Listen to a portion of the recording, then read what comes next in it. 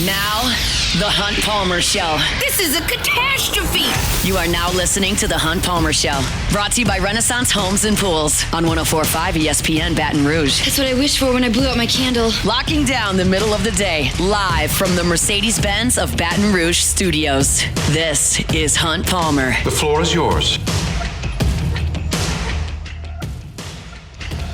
Welcome in. Hunt Palmer not coming to you from the Mercedes-Benz of Baton Rouge studio. Still here in Atlanta, Georgia, 2025 SEC Football Media Days, and fired up to be coming to you on day 3. Alabama, Mississippi State, Florida, and Oklahoma taking their turn, and we're going to talk about all those teams over the next 2 hours. Plus, LSU baseball is off and running once again on the transfer portal front. We got a commitment right there at the end of the show yesterday that we touched on, and then a couple more have followed in the last 24 hours, so plenty of baseball to get to as well. We've got a busy 2 hours. Our Wednesday shows are brought to you by Renaissance Homes and Pools. Jacob Beck, Cassie Spazzali back there on the ones and twos in Baton Rouge. Let's get this thing cranked up the way we do every single day with our Genesis opening drive. It's time for Hunt's opening drive, presented by Genesis of Baton Rouge. Florida is just finishing up in the ballroom there just in front of me. Had DJ Lagway with a big cast of characters around him from a media perspective, and Jake Slaughter, their center, who's had a phenomenal career in Florida. Billy Napier brought him along, Caleb Banks as well. But I listened to Billy Napier's conversation with the media earlier. It was about an hour ago. And first of all, he started with a 15-minute filibuster that included memories of his childhood and his dad's truck driving through Georgia and eating at the varsity and all kinds of stuff that nobody really cared that much about. But he did take up a lot of time. But then they started firing some questions at him. And really the narrative around Florida is very different than it was last year. And I want to talk about this Florida team because LSU plays them in week 3. And that game, either way, is going to be massive for LSU. Hypothetically, LSU goes and loses to Clemson. You come back and lose that game to Florida, they're going to burn the town down. I mean, it's going to be a disaster. If you win that game against Clemson, you still need to get started off on the right foot in league play in week 3. So that game's going to be huge for both of these programs. This time last year, it was basically a professional funeral for Billy Napier. Nobody thought that Florida was going to survive the gauntlet that was in front of them last year. Everyone was talking about the close to their season that was Georgia, at Texas, LSU, Ole Miss, at Florida State. We didn't know Florida State was going to fall on their face at that point, so you thought that was going to be just an unwinnable stretch for them. Well, turns out Florida State was awful, and they beat them, but they beat LSU, and they beat Ole Miss. They played Texas close early in that game, and then it got away from them after quarterback injury. They played Georgia close, and they actually played Tennessee into overtime right before that. So they played really well, and now it's not a matter of everyone here suggesting, well, Billy Napier's toast and Florida has no chance. The question is, can they actually take a step forward to becoming Florida again? Because they really haven't been for half a decade. And really since the COVID year, and after that, it just hasn't been very good in Gainesville. But DJ Lagway is the hope. He's the hope of that program. And when you look at what he did last year, statistically, it's not going to blow you away. It's not absolutely ridiculous in terms of what he did passing. He completed 60% of his throws, threw for 1,900 yards, 12 touchdowns, 9 interceptions. That stat sheet is not going to do a lot for you. But if you look at it a different way and you look at DJ Lagway and you say, okay, he started 7 games for them. They went 6-1 in those 7 games.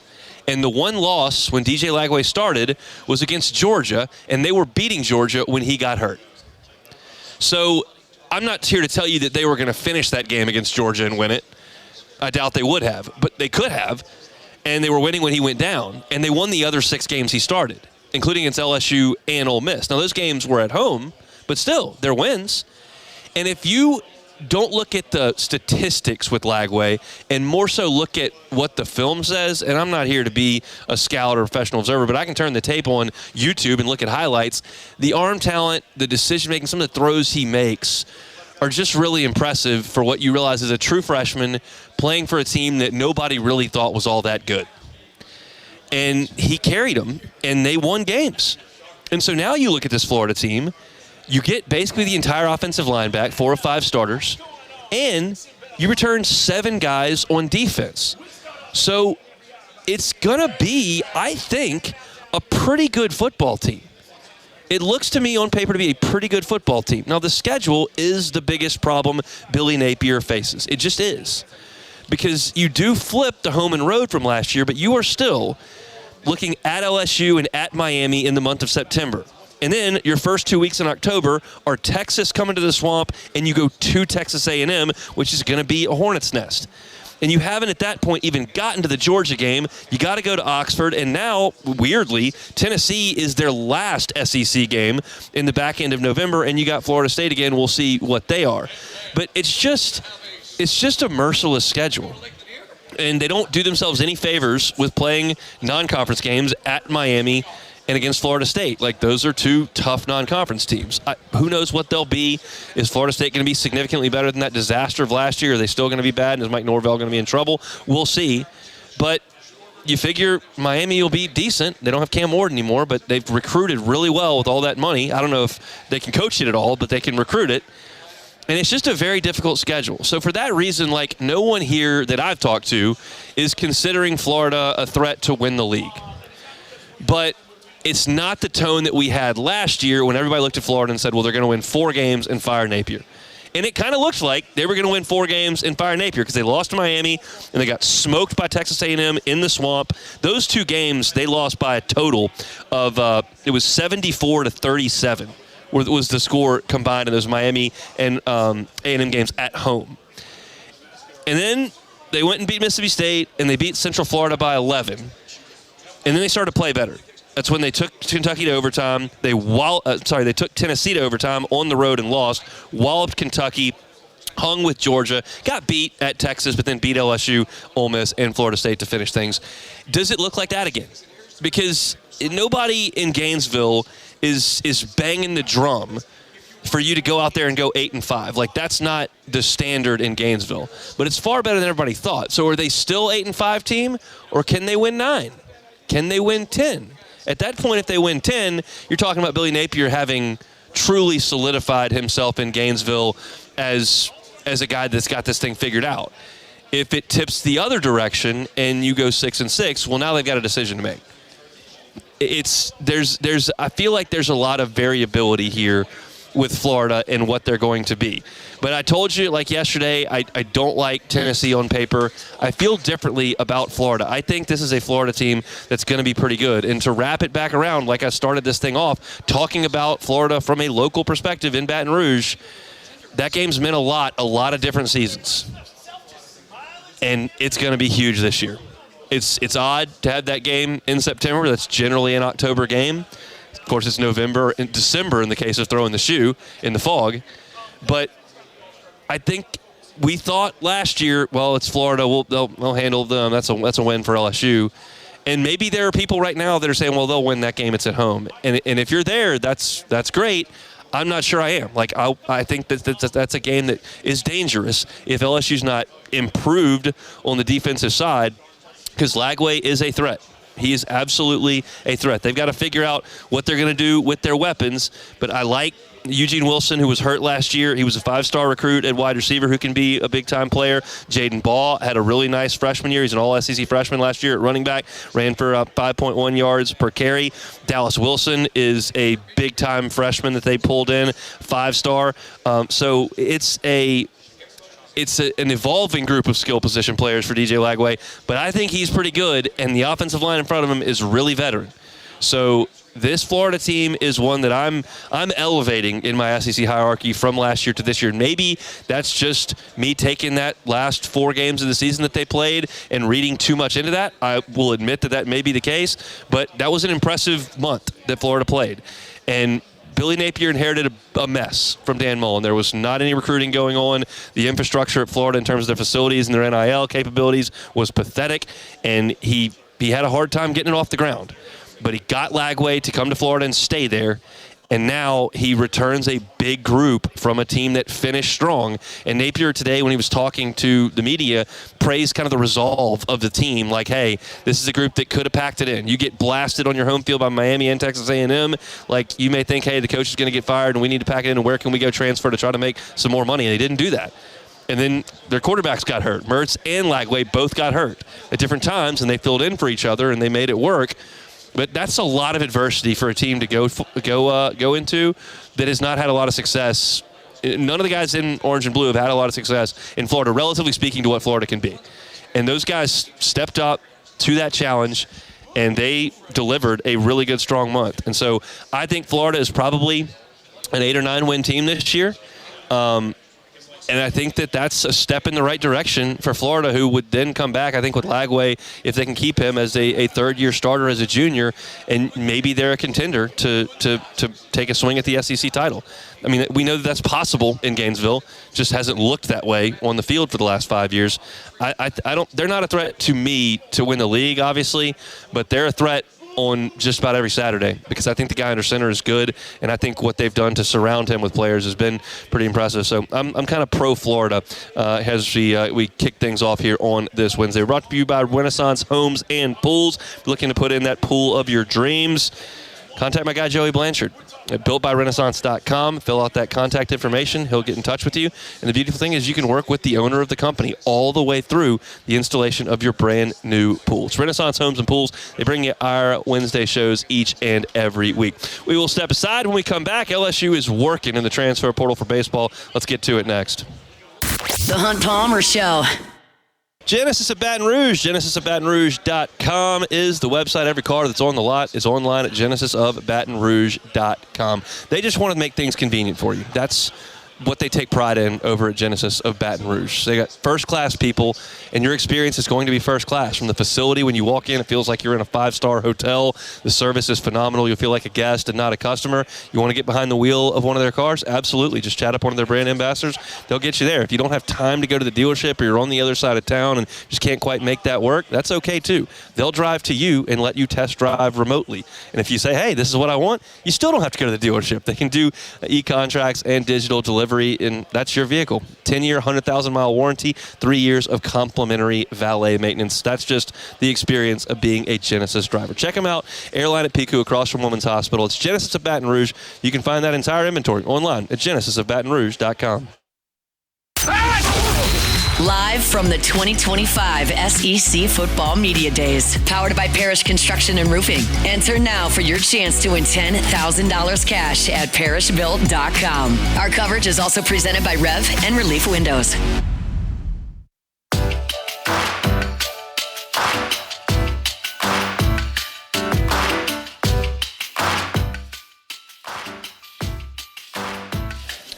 Here on Radio Row in the College Football Hall of Fame SEC Media Days 2025. Brian Hadad from Super Talk Mississippi is going to come talk Mississippi State Bulldogs with us here in about 15 minutes. Looking forward to that conversation. Jeff Lebby, year 2. Jeff Lebby was on with the morning show guys today and took his turn at the podium a couple of hours ago. So we'll talk dogs with Brian Hadad coming up here in a few minutes. LSU continues to roll in the transfer portal as far as baseball goes. As we were on the air yesterday, you saw the commitment from Zach York of Grand Canyon, big thumper who can play some first base for you, but is brought in to be a power bat. He's a guy who hit 13 home runs a year ago at Grand Canyon as a left-handed hitter, and profiles as a power bat in Baton Rouge in the middle to bottom third of the order. They weren't done getting powerful bats. In fact, right when I got off the air, Trent Caraway from Oregon State made his commitment to LSU. I think maybe some of you are familiar with Caraway. Caraway was in the College World Series with Oregon State this past year, and he made headlines in the regional when he hit 5 home runs in the Corvallis Regional. He was named the regional most outstanding player. Obviously, you hit 5 home runs in a regional, you're doing something pretty good. And Caraway, I beg your pardon, is a very talented dude, a very toolsy dude. He is 6'2". He hits the ball exceptionally hard. He did not have a great season this past year. He hit 268 with 12 home runs. Obviously, 6 of those came in the postseason, which is the most ever by an Oregon State Beaver. But still, he went into the postseason with 6 home runs, which is not a monster number at all. But he had a great postseason, and he is a guy that Jay Johnson, I think, sees the tools in and says we can make some adjustments and take those from being tools to massive production. Caraway's got to hit the ball in the air. He's got to hit it with authority, and he's going to strike out, and he's going to make some errors. That's the MO on him right now. He had 12 errors at third base this past season with Oregon State. For context, Michael Braswell, who had a phenomenal year defensively, made 3. Now, he didn't play every game. Tanner Reeves platooned a little bit early, but he did take over and played a lot of games and only made 3. So Caraway is a flawed player, but he's a guy that's exciting because if it clicks for him, he could hit third or fourth. I mean, he's that kind of a talented dude. And I think right now, when I look at the third base competition with Caraway, with Braden Simpson from High Point, with Chase Dardar, whom I don't think is an option at third, but he's worth discussing in July before we even get to the fall. And then you got Tanner Reeves, who's coming back and has played some third base, and you've got John Pearson, who has worked a little bit at third base as well. I would handicap that race as Caraway and Simpson very likely as the two guys competing for that spot. And I think Caraway is probably the likely starter for LSU at third base. There's a lot that can change between now and then. You've got a fall, you've got a winter break, you've got the preseason, but I think that Caraway is probably LSU's third baseman, and it's exciting because it would not shock me at all if something clicked in LSU's development with him, and all of a sudden he went from a guy that at Oregon State last year hit 268 with 12 home runs as a guy at LSU that hit 275 with 15 or 17 home runs, and that's a big-time season. So there are going to be some strikeouts. There are going to be some errors. He had his issues this past year at Oregon State, but the talent is massive, and I think it's a very, very big get for LSU. And then they kept the momentum rolling today as they added Cooper Moore. And if you missed this, right-handed pitcher from Kansas. He was the Jayhawks ace this year under head coach Dan Fitzgerald, who worked at LSU with Jay Johnson. I think that relationship probably, to me, indicates that they talked about this. I think that there's nothing but good vibes between Fitzgerald and Jay Johnson, and that once you realize Moore was going into the portal, I would imagine there was a conversation between those two. Hey, is this guy good enough to play at LSU? Because Dan Fitzgerald knows what it takes to play at LSU, and he knows what Cooper Moore is. He was this Friday night guy this year, and he's talking about 88 2/3 innings, 85 strikeouts, which is not a massive number, but it's not an insignificant number. What's a great number is the 19 walks. Cooper Moore throws the ball over the plate a lot, and you look at the ERA, 3.96. That was the best among Kansas Jayhawks starting pitchers. Moore is not a big stuff guy. He doesn't throw 97. He's not 6'5". He's a 6'1", 6'2" right-hander who throws just north of 90 miles an hour, but he does have a plus changeup, and that pitch will get outs. The profile is similar, not identical, but it's similar to Zach Cowan. So I think that Moore is a really good option as a back end of the rotation starter. If Evans blossoms into what we think he's going to be on Fridays, and then you look behind him at options like Cooper Moore, like Zach Cowan on the high floor side, those are guys that we know at a lower level, whether it's Kansas in the Big 12 or Wofford, they can throw it over the plate, they can eat innings, and they can get some guys out. They're never going to be first-round picks, but they have a high floor. And then you've got the high-ceiling guys. You've got William Schmidt, who could be a star, but he walked 11 guys in 2 SEC innings this year. So you got work to do. You could have a guy like Cooper Williams that steps in and has a higher floor because he ticks up with the velocity from the left side and continues to throw strikes and has that sweeping breaking ball, and maybe that's a big-time option for you. They really like Danny Lockenmeyer, who they brought in from North Dakota State, and that's a guy with a pretty high upside who had a lot of strikeouts down the stretch out of the bullpen for North Dakota State. So maybe that's a guy you can get into the rotation. And you look at the freshman class that they just brought in, and there's some real talented arms in that. If you look at Marcus Paz, that's a guy who can throw 95 miles an hour. If he's similar to Kason Evans, which I've been told that they kind of have a similar profile, maybe he's in, but that's another high ceiling guy. I like the options because if you start with guys who have a high floor, who you know can function, and you wait for those superstars potentially behind them to take off in the rotation, I think you're in really good shape. This roster all of a sudden looks complete. It looks really good. Do I wish there was a Jared Jones or Tommy White that was coming back? Yeah, but I feel pretty good about the pieces that they've got. And I just watched 2 weeks of baseball in Omaha, and I know that depending on the weather, but the weather prevailing is going to blow in and it's going to play big, and you just need to hit a lot of ground balls and play defense and hit the ball hard and hit line drives. They got a lot of that. So My concern with the big thumper, the proven power bat that you can just pencil in for 20 homers, like that guy is a big help in the SEC.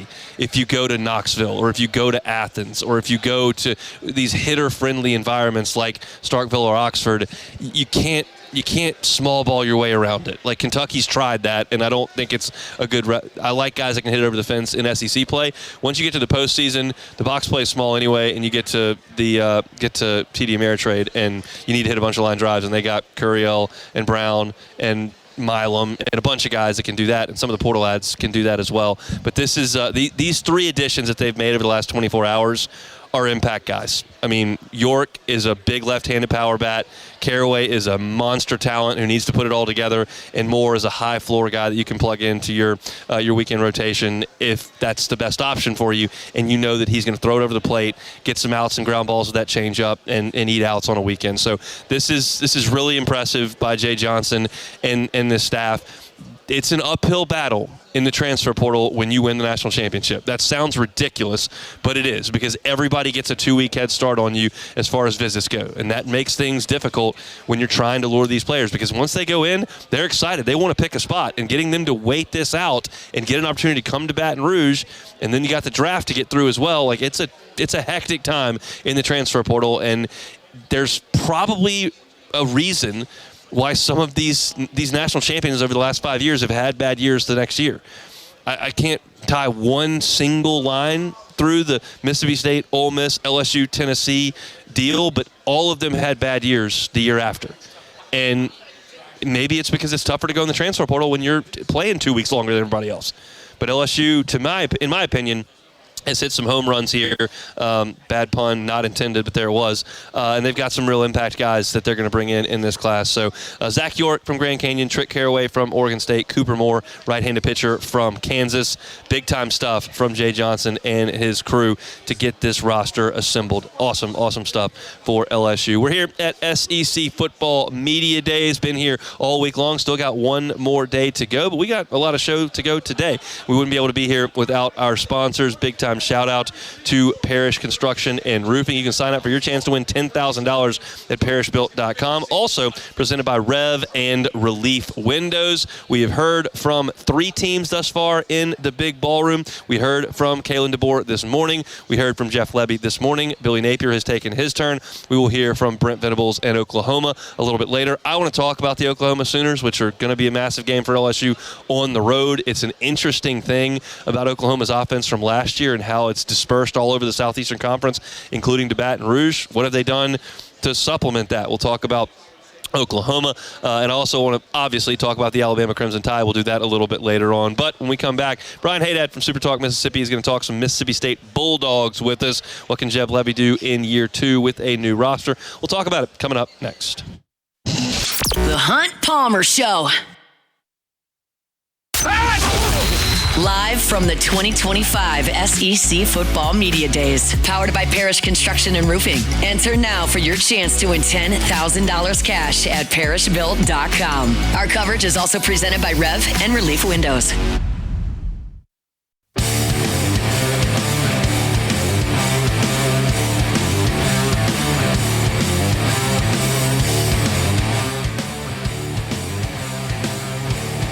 Here on Radio Row, we're going to talk a little Mississippi State football here coming up. Brian Hadad's going to join us from Super Talk Mississippi. I'll tell you this. The Alabama players were walking around. I don't know what Caden Proctor's listed at. I don't really care what he's listed at. That is simply one of the biggest men I have ever seen in my entire life. He is a mountain of a human. Of course, an interesting story where he's from Iowa, goes to Alabama for a year, plays, then transfers to Iowa for half a semester, then decides he's not going to play for Iowa, then transfers back to Alabama, and now he's at media days. But he is a large man. As most of these football players are. That was just one takeaway from this morning here. We'll talk about Alabama coming up in hour number 2. LSU will head to Tuscaloosa coming up in November. LSU will not play the Mississippi State Bulldogs this year. That was on the schedule every year, forever and ever, amen. No longer, but we still want to talk about the Dogs, and to do that, we bring in Brian Hadad from Super Talk Mississippi. How are you, sir? I'm tired, Hunt. Yeah. I am literally the only person that covers Mississippi State up here on Radio Row. I've been bouncing around from network to network. Were you talking in positive terms about year 2 under Jeff Lebby? All right, good to talk to you, Hunt. Look, let's start with last. 2-10, it was a tough situation. What'd you see? You saw a defense that was not only the worst in the SEC, but the worst by a large margin. Yeah. I'm looking forward to bringing you this stat because it involves LSU. Okay. LSU is the second worst scoring defense in the league last year, right? Yeah. State was worse. The gap between State and LSU, 15 and 16, the same gap was between LSU and Ole Miss at 1. Oh. So State was 10 points per game worse than LSU. They gave up 35 points per game. And then if you take non-conference games out where they give up, 7 to Eastern Kentucky, it's worse. Yeah. They were historically bad.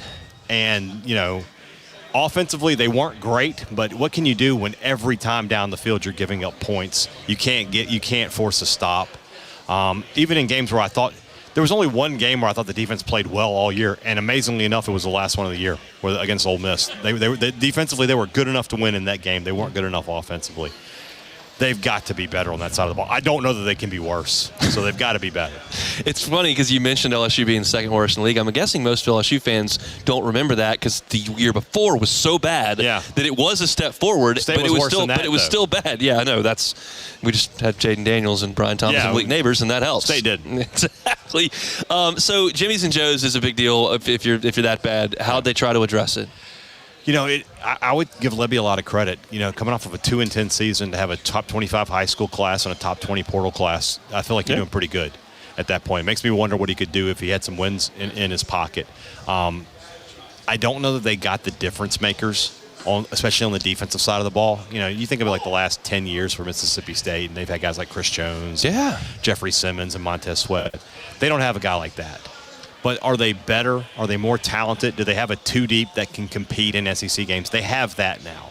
And so I'm hopeful that that will be enough to at least get a couple more stops, man.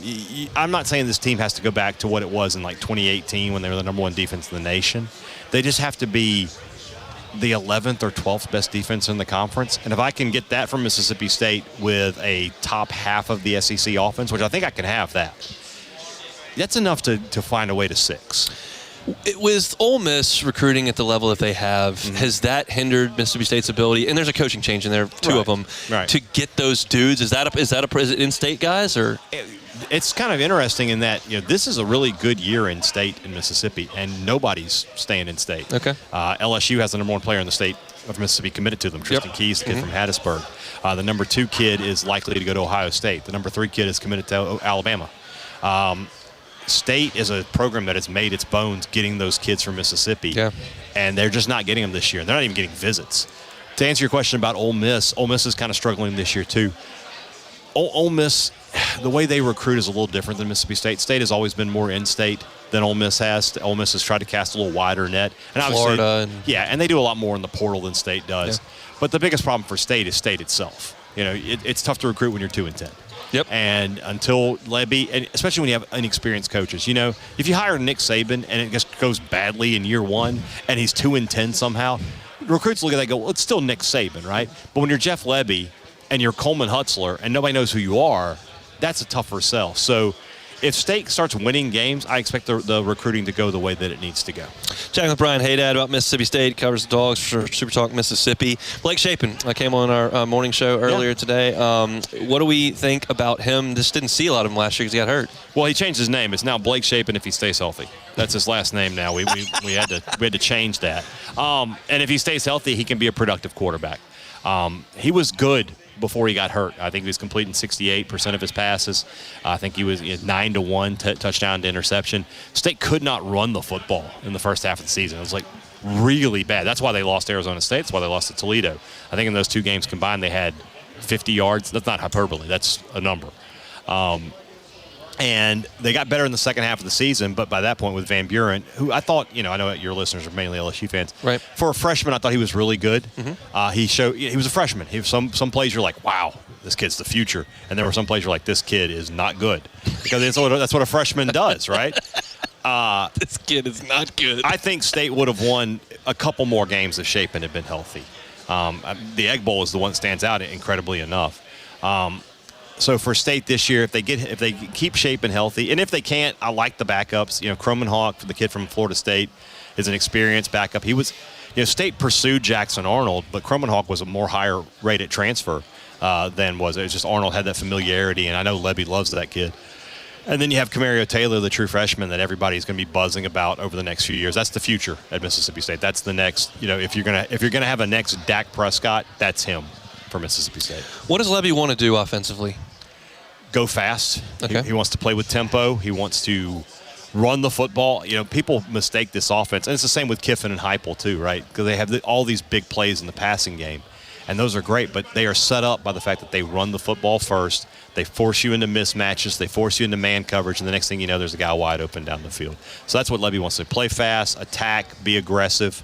But, again, when you're on the field as much as State's offense was last year because the defense was just, so miserable, it's tough. It's tough to do the things you want to do. Running the ball, Fluff Bothwell is going to be a piece of that. Yeah. LSU played South Alabama last year, and you just can't forget that name. So yeah. LSU fans are familiar with him. Yes. Do you expect him to be the feature back, or is it going to be the returnee? I think Booth is. I don't know how much there'll be a feature back, to be honest with you. You think about Ole Miss 2021 when Lebby was there as the offensive coordinator, and they had Henry Parrish and Snoop Connor and Jerrion Ely. I think it's kind of like that. I think between Booth, Bothwell, and Johnny Daniels, those three guys. And I'll give you a name that I got to keep an eye on. Is the redshirt freshman Xavier Gayton from Brookhaven, Mississippi. He's got a lot of burst, as they say. What's the word? Twitch. He's got Twitchy, twitch. yeah. Twitch is good. We'll put a "the" in front of it because we're old people. The Twitch, and but he's an interesting young athlete. I like him a lot. I did ask Lebby and Chapin. I was like, "Do you know another human being named Fluff?" And they didn't. So, and that's actually his Tiger's name. Tiger's old caddy was nicknamed Fluff. And it was his nickname. This kid's name is Fluff. Yeah. I don't know Mom any of loves this. marshmallow sandwiches. Scheduling's so interesting. LSU has got Clemson at the beginning of this season when they feel like they've got a great team, but then you've got this monster opener, and you put Arizona State on the schedule, and you probably don't think twice about it, and then you go, oh, yeah, okay. Yeah. How do you feel about that game in week 2? You go back and watch a year ago. State only lost that game by 7, and that was the game where Chapin had a fumble that got returned for a touchdown. So, they were right there with them. That was the game. That's the only game of the year, or one of the few games of the year I can say the defense wasn't the problem. Like, they lost that game offensively. They could not run the football. Now, and I'm saying that knowing that Cam Scadaboo rushed for about 6,000 yards in that game against Mississippi State. But they did enough defensively to win. Obviously, it'll be a night game. You got to be 1-0, though. I hate to sound like Jeff Lebby. You see that 1-11 next to Southern Miss's name. But that's a totally different team. Right. They bring in Charles Huff from Marshall. He brings 25 transfers from the conference or the Sun Belt champions. State would have lost to Marshall had they played them last year. So I think State will win, but that is when you lose to Toledo 41-17, the word gimme game, you don't get to have that anymore. So that's where Mississippi State is right now. I hate to echo that because it is very cliched. But State has to focus on August 30th and beating Southern Mississippi. I look at the schedule and I think, man, if I'm a Mississippi State season ticket holder like the Rivers family, I just said this I'm if you're no, it's not even a Mississippi State fan, a season ticket holder, right? If you're just a fan of college football, you come to Starkville, you see some good teams this year. Arizona State, Tennessee, Texas, Georgia, and Ole Miss. That's 4 playoff teams. So look at State's home schedule, right? You have an FCS team, so obviously you're going to beat them. Right? Yes. Northern Illinois beat Notre Dame last year. They did. They come to Starkville. Arizona State was in the playoff. Texas was in the playoff. Tennessee was in the playoff. Georgia was in the playoff. Ole Miss just missed the playoff, and it's Ole Miss. Yeah. I know it's the SEC, and everybody's schedule is tough, but gosh. What does the fan base think? About that and coming out every night, and even if it's not going awesome, can you find us? Like Florida last year was left for dead, and they kept fighting, and all of a sudden they ran into Mississippi State, and that got them going. That did in Starkville. Yeah, they was called a slump buster, I believe is the term. So, do you feel like the vibes will be okay? I know our friend Rivers here loves the word vibes. The vibes in Starkville are nervous right now. They just are scared that it's going to be too long. You think about 2 years ago. You win the Egg Bowl in Oxford, and you've got Mike Leach, and you're like, all right, we're about to take off here. Next year, bringing back Will Rogers. He's going to throw for 5,000 yards.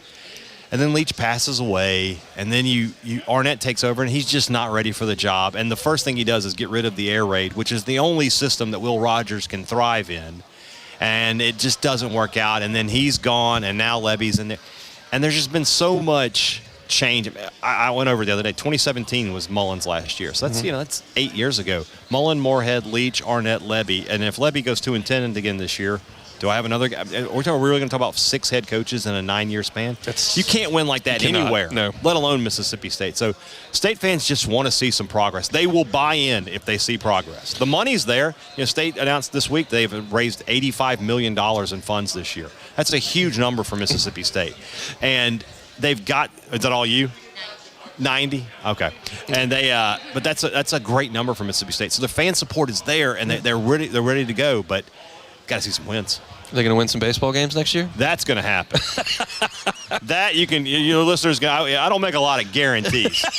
That team's going to be right up there. We like it. LSU's pulled in 3 commitments in the last 24 hours. There's going to be some high-level baseball. I was going back and forth with Moscona about this at dinner last night. I didn't like what he had to say. So. About what? But he didn't like O'Connor. He thinks it's not a good hire. Well, who is a good hire then? He's got I don't know what else I could tell you. They weren't good this past year. But I don't know who you think you're going to hire. At that point, I'm sorry that we couldn't get Joe Torre circa 1995 out of retirement. So. Well, Ryan Hadad, Super Talk Mississippi, Talking Bulldogs. We appreciate it. We'll let you get back to work. Yes, sir.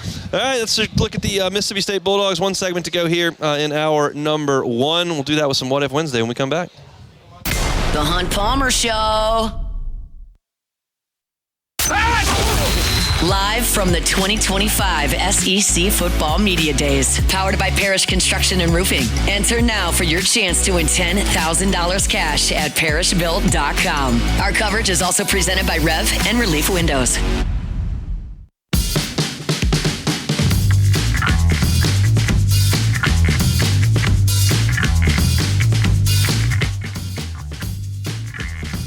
All right, closing out hour number 1. Our Wednesday show is brought to you by Renaissance Homes and Pools. Get into the pool of your dreams, customized with the folks at Renaissance Homes and Pools. Want an outdoor kitchen?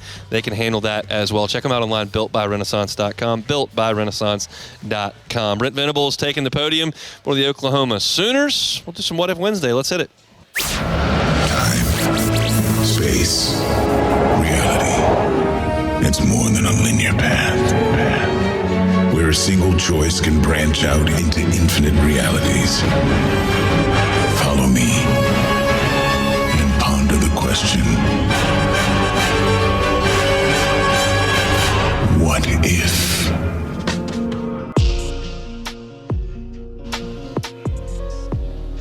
Alrighty, first one here. What if LSU loses to Tennessee in the 2007 SEC Championship? Well, they don't win the national championship, but I think Les had made his mind up that he wasn't going to Michigan by that point. The press conference with Have a Great Day was before the game. I don't think he was going to do that and then jump to Michigan. I don't know that. I think there are a lot of people in Baton Rouge that know that story better than me. I was a sophomore at LSU. I was in Atlanta that day. Was not in a press conference capacity. Was in more of a drink a lot of beers and watch the game from the stadium and then watch the late game to see if LSU was going to play in the national championship capacity. So I don't know, but I think that ship to Michigan may have passed. Maybe not. I don't know. But they certainly would have won an Natty. Alrighty, next one. What if Gavin Guidry would not have been hurt last season? Would have been more dominant run for the Tigers? I don't know. Gavin Guidry, to me, is a trustable option out of the bullpen. I don't know that he's an All-American. I don't know that he's some sort of elite closer. I think he's just an athletic pitcher with a good breaking ball who generally throws strikes, and he would have helped. But the bullpen with Evans and Cowan was brilliant for like 10 weeks. Maybe he gets an opportunity with Chase Shores coming out of the rotation, and maybe he gets that shot to start. They were stretching him out before he got hurt. But I don't know that Guidry makes a huge difference in what they did. They still won what they won. They lost at Auburn, they lost at A&M, and they lost at Texas. They won 7 of 10 SEC weekends and then didn't lose but one postseason game. So I think it probably looks similar. All right, next one. What if you could pick 3 new meal/drink options at the concession stand for LSU sporting events? Yingling, duh, of course. The next generation of light beer. We're going food. I'll be honest, I'm a little underwhelmed by some of the stadium food in Baton Rouge. I'll just be candid about that. I don't think it's a disaster. I think it could be better. There are some people in South Louisiana that know how to cook. And I think it's reasonable for there to be like a really good jambalaya available. Like jambalaya can be cooked in massive bulk. They serve it at conventions and conferences all the time. And I think you could do that well for a big group of people. I would love to see that. I wouldn't mind seeing like meat pies, like Natchitoches meat pies or something. That's like a good handheld in the box or in Tiger Stadium deal. I just feel like that there's some lacking stuff as far as the concessions go. That's just my opinion. Beck, I heard you. Sounds like you concur with that. Alrighty, next one. What if William Schmidt became your Friday guy next year? Awesome, because that doesn't sound to me like Kason Evans has faltered. I think we understand what Kason Evans is, and the likelihood that he's a very good starter next year in the SEC is high. It's not a slam dunk.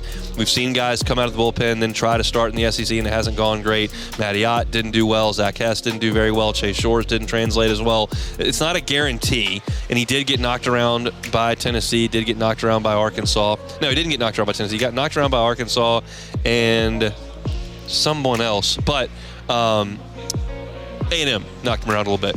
But he's probably going to be good. And if Schmidt is better, that's huge. There are very few players on the roster whose floor and ceiling are further apart than William Schmidt, because the floor was this year where he could not help you at all, and the ceiling is still massive. Like, he still throws 95, 96. That's probably going to be upwards closer to 97 when he puts some weight on next year, and the breaking ball has just vicious spin to it. It's just a matter of, can he take his fastball and throw quality strikes with it?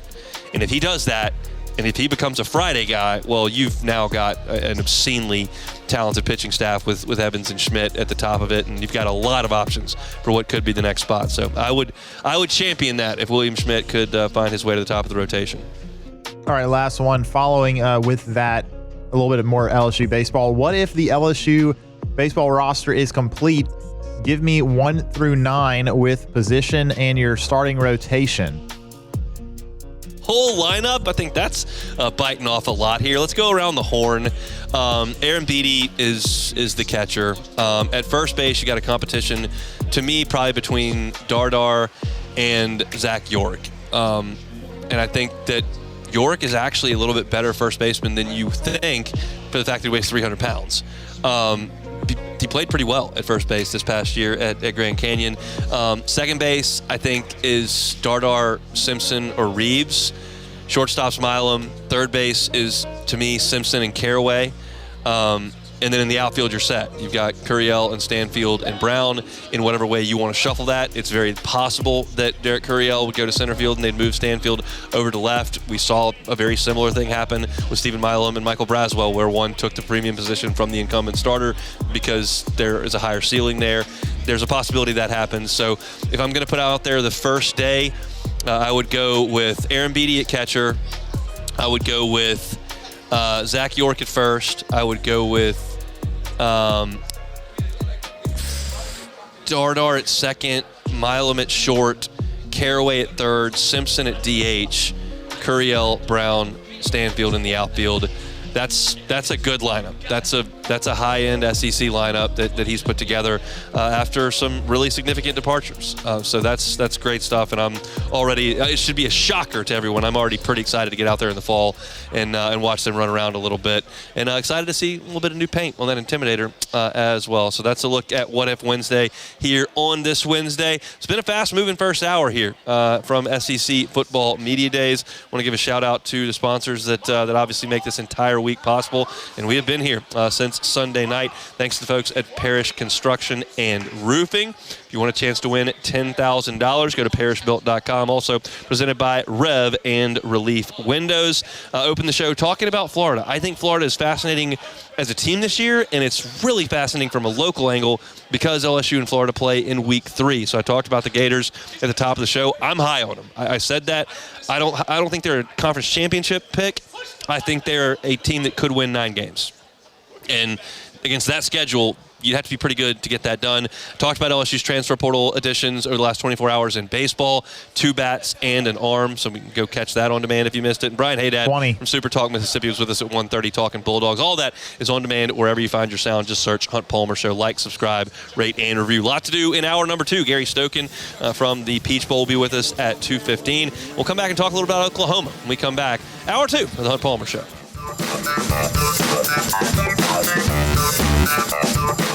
The Hunt Palmer Show.